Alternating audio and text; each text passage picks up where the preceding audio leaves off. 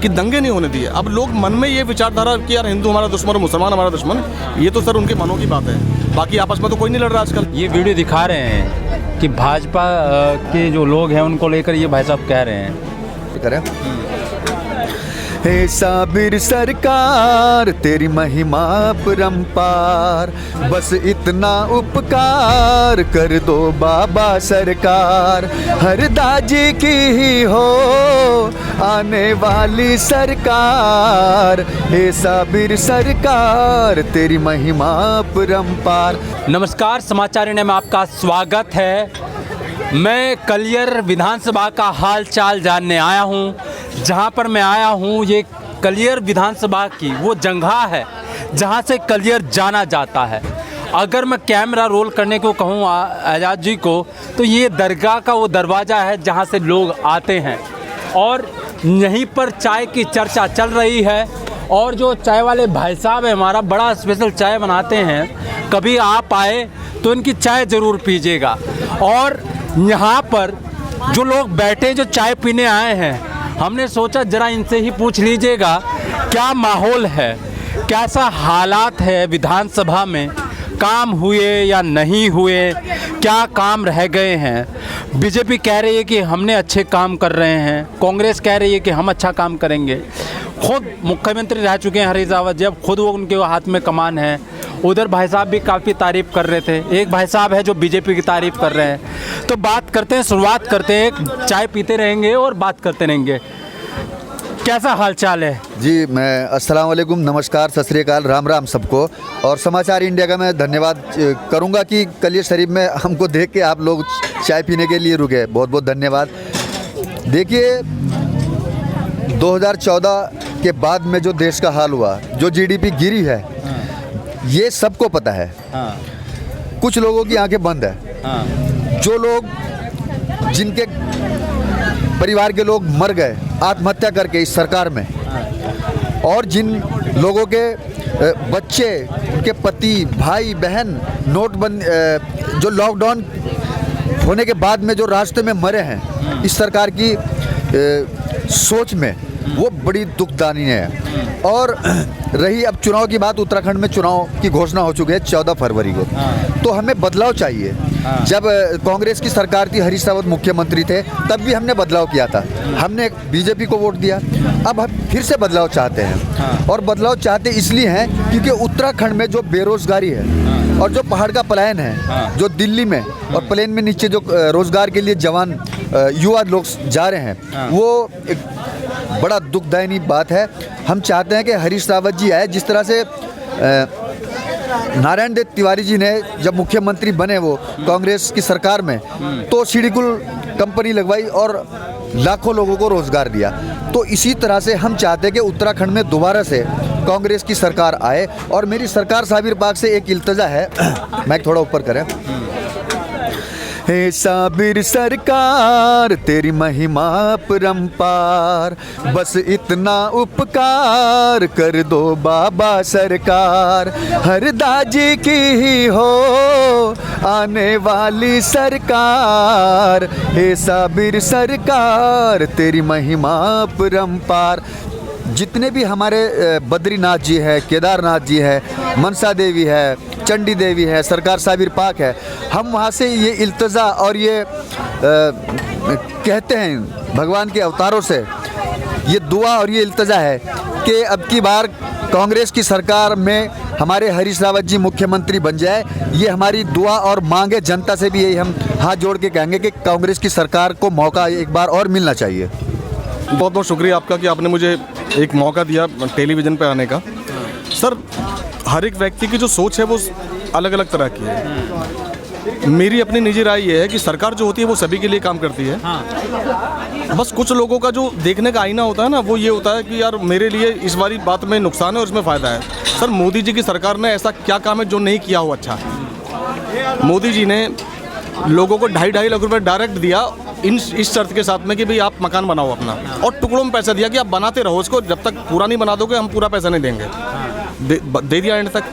उन्होंने खाने के लिए राशन दे रहे हैं, शौच के लिए टॉयलेट बनवा दिया, अच्छे रोड बनवा दिए, और दंगे नहीं होने दिए देश में। ये सबसे बड़ी बात है कि दंगे नहीं होने दिए। अब लोग मन में ये विचारधारा कि यार हिंदू हमारा दुश्मन और मुसलमान हमारा दुश्मन, ये तो सर उनके मनों की बात है। बाकी आपस में तो कोई नहीं लड़ रहा आजकल। अब उसे दहशत मानो या सरकार की रणनीति मानो।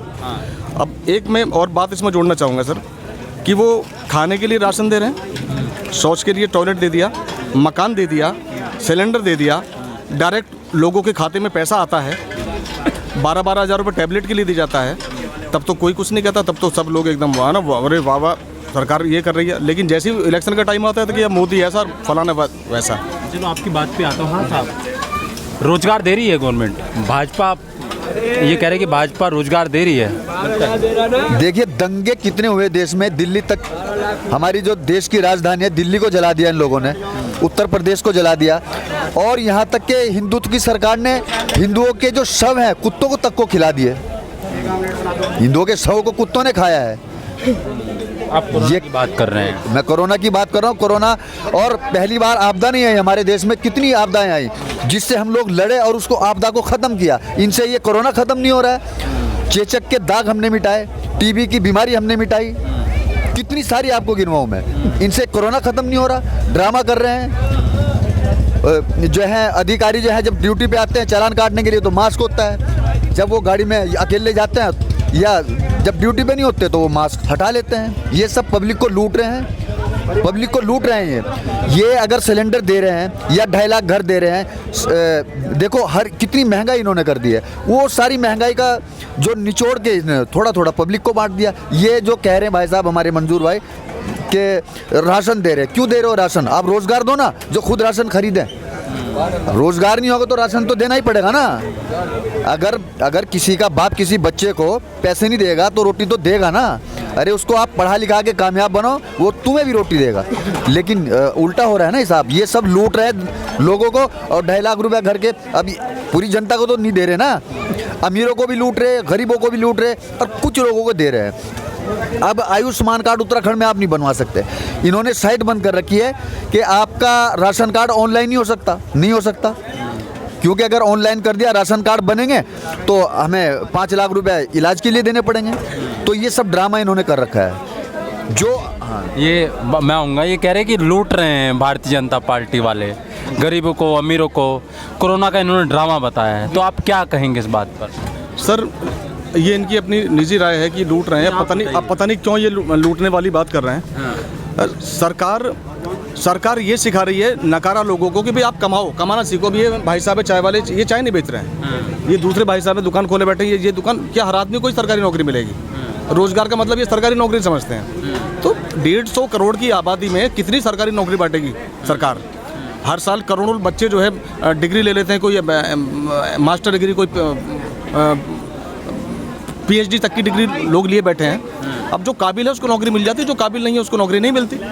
और सबसे अच्छी बात ये सरकार की, इस सरकार की, कि ये सरकार रिश्वत वाला सिस्टम इसने ख़त्म कर दिया। अच्छा, आपको नहीं लगता कि सरकार ने महंगाई की, पेट्रोल इतना महंगा किया है, सिलेंडर 400 रुपये का था 1000 रुपये पे पहुँच गया, तो आप उस पर क्या कहेंगे? सर मैं तो ये बात कहूँगा, आपसे मैं 30 साल पहली बात बताऊँगा। जब मैं 10-12 साल का था उस समय पेट्रोल का जो रेट था वो 8 रुपये था। और कांग्रेस की सरकार में जवान होते होते मैंने 70 रुपये देखा। और अब पिछले 7 सालों में या 8 सालों में जो 30 रुपये और बढ़ गए, कौन सी बड़ी बात है? या 20 रुपये बढ़ गए, 30 बढ़ रहे। और वहाँ इतने सालों में 20-50 सालों में तो इतने बढ़े, और 7 सालों में इतने बढ़ गए। और जब इनकी उपचुनाव जहाँ हुए, इनकी सीटें जब ये हार गए तो इन्होंने तुरंत 10 रुपया कम कर दिए। तो अगर सरकार को हटाएंगे हम लोग तो मैं कह रहा हूँ उससे सारी महंगाई खत्म हो जाएगी। ये महंगाई की और दंगा फिसाद की जड़। आज हिंदू मुस्लिम सब आपस में, अब हिंदू मुस्लिम का झगड़ा खत्म हो गया। अब हिंदू लड़ रहे हैं, इन्होंने लड़ा दिया। हमारे दलित भाई हिंदू हैं, हमारे सिख भाई हिंदू हैं। अब देख लो पंजाब को इन्होंने कितना बदनाम कर दिया, पंजाब को बदनाम करके रख दिया पूरे वर्ल्ड में। हमारे देश का प्रधानमंत्री हमारे देश में सुरक्षित नहीं है, जबकि वहाँ भाजपा वाले मोदी जिंदाबाद के नारे लगा रहे थे, और इन्होंने साबित कर दिया कि ये तो खालिस्तानी थे। तो ये सब ड्रामा हो रहा है, ये सब ड्रामा हो रहा है। पब्लिक बहुत परेशान है। अच्छा, एक साहब एक बात कह रहे हैं कि जो प्रधानमंत्री अभी पंजाब गए थे और उन्होंने एक ट्वीट भी किया कि मैं बचकर आया हूँ, तो ये कह रहे हैं कि ये ड्रामा कर रहे हैं, बीजेपी वाले ड्रामा करे, प्रधानमंत्री भी ड्रामा कर रहे हैं। वहाँ बीजेपी के झंडे वाले लोग थे, सर, उनके समर्थक मोदी सर, जिंदाबाद, अब क्यों डर के भागे? जो प्रधानमंत्री का पद होता है ना, वो ड्रामा करने के लिए बिल्कुल नहीं होता नहीं होता, लेकिन है ना। ये तो सब लोगों की बेवकूफ़ी की बातें हैं कि लोग ड्रामा इसको बता रहे हैं। प्राइम मिनिस्टर जब भी कोई अपनी बात कहेगा तो वो तथ्यों के आधार पर कहेगा, है ना। बाकी नेता क्या कहते हैं मुझे, है ना, इस बात से सर कोई लेना देना है नहीं, लेकिन प्राइम मिनिस्टर के ऊपर तो ये अनर्गल आरोप लगाते हैं। वो बहुत अच्छा उन्होंने कहा, इसमें कोई दो राह नहीं है। और वाकई में खतरा था उनके ऊपर सर वो देश को चला रहे हैं, उनको खतरा महसूस हुआ होगा तभी तो कहा उन्होंने। जब 44 जवान मरते हैं कोई जांच नहीं होती, जब 44 जवान मरते हैं, जब कोई खतरा नहीं, कोई जांच नहीं होती, और अपने लिए तुम कह रहे हो कि जांच है। अरे तुम कैसे शेर हो? तुम शेर हो? तुम शेर होते ना तो वहाँ डट के कहते हैं कि आइए, तुम्हारे पास एसपीजी थी, इतनी सारी सुरक्षा थी, आप बिना इजाज़त के, बिना कहे आप कहीं भी जा सकते हो। आप प्रधानमंत्री हो, कोई गांव के मुखिया नहीं हो तुम, या जिला पंचायत सदस्य हो, आप प्रधानमंत्री हो। आपको देखना चाहिए कि मैं प्रधानमंत्री हूँ, मुझे वहाँ जाना या नहीं जाना। जहाँ किसान बैठे हैं वहाँ जा क्यों रहे हो? और आप डर रहे हो, आपने कुछ बुरा काम किया होगा तो डर रहे हो ना। आप बहुत सारी वीडियो मेरे मोबाइल में है कि राजीव गांधी, इंदिरा गांधी लोगों के बीच में बैठ के खाना खा रही है। आप क्यों नहीं जाते? आप ना पत्रकारों से बात करते, ना प्रेस मीडिया से मिलते, आप क्यों नहीं मिलते? क्यों डर लगता है? तो भैया ये ड्रामा है। कुछ लोग हैं जिनको पता नहीं है, उनकी आंखें बंद है, जिनकी आंखें बंद है उनकी खुल गई। मैंने भी 2 बार बीजेपी को वोट दिया, और बहुत लोग जिन्होंने दिया, लेकिन आज लोग वो उनको बुरा कह रहे हैं। जिनका नुकसान नहीं हुआ, जिन पे हराम का माल है, जिनकी सरकारी नौकरी है, जिन पे बाप दादा की कमाई रखी, जो ज़मीन बेच बेच के कारों में घूम रहे हैं, उनको महंगाई से कोई ताल्लुक नहीं। जो गरीब लोग हैं, ये जो लोग खड़े हैं, आप इनसे पूछ लीजिए, इनसे पूछ लीजिए ये कितने भूखे रहे हैं। लॉकडाउन का डर आज पूरे देश में है कि लॉकडाउन अगर लग गया तो हम कहाँ से अपना पेट पालेंगे।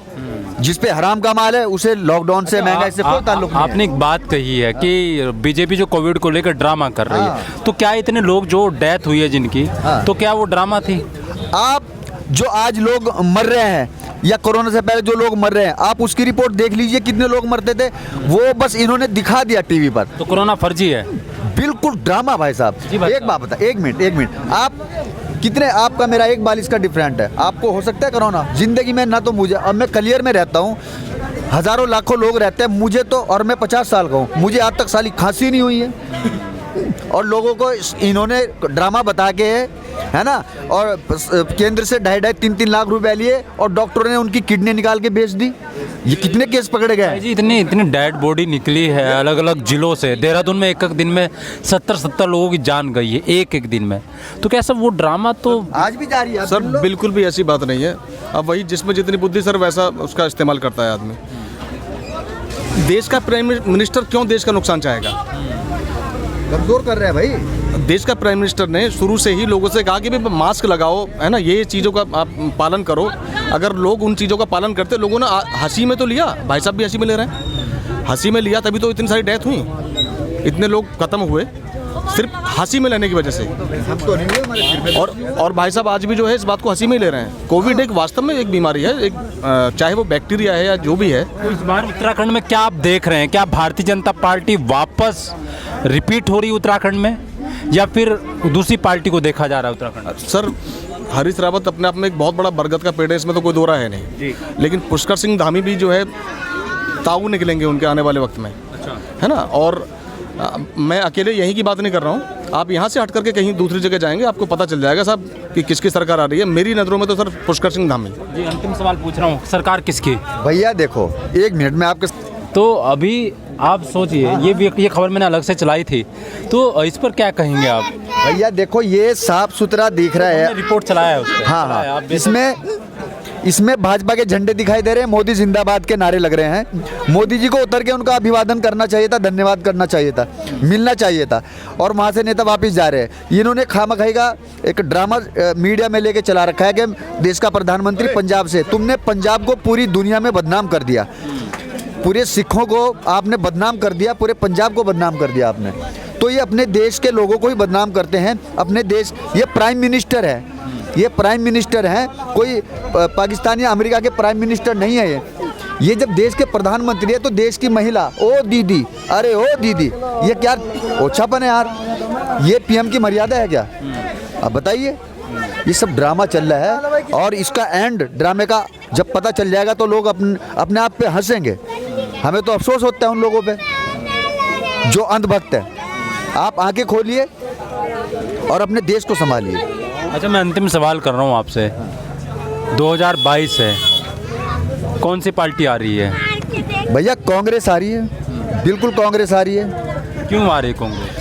अरे भैया लोग परेशान हैं, लोग परेशान हैं, बेरोजगारी है, मास्क पे चालान नाजायज। अगर आपको इतनी चिंता है तो मास्क बांटिए, आप बांटिए ना मास्क। आप चालान काट के पैसे ले रहे हो, लोगों को लूट रहे हो। गरीब आदमी मोटरसाइकिल पे जा नहीं सकता। मैं एक दिन एक पुलिस वाले से कहा भाई आप 3 बैठो, कह रहे मुजरिम को पकड़ के ला रहे हैं। तो मैंने कहा यार क्या इसमें जान नहीं है? अगर इसका सिर फूट के मर गया तो तुम तो ये सब लूट रखा है, पब्लिक को लूट रखा है इन्होंने। हाँ, ऐसे ही उत्तराखंड की तमाम जगहों पर हम बातें करेंगे, कहीं चाय पर तो कहीं ठेले पर, अलग अलग लोगों से बात करेंगे। जो भाई साहब थे वो भी कलियर विधानसभा से हैं और ये भाई साहब भी कलियर विधानसभा से हैं। अच्छी चर्चा हुई, सच्ची चर्चा हुई और दिल की बातें हुई, कांग्रेस को लेकर भी, बीजेपी को लेकर भी। आम आदमी पार्टी भी यहाँ पर चुनाव लड़ रही है। तमाम सारी खबरें हम आपको दिखाते रहेंगे। आप देख रहे हैं समाचार इंडिया, खबर से लेकर असर तक।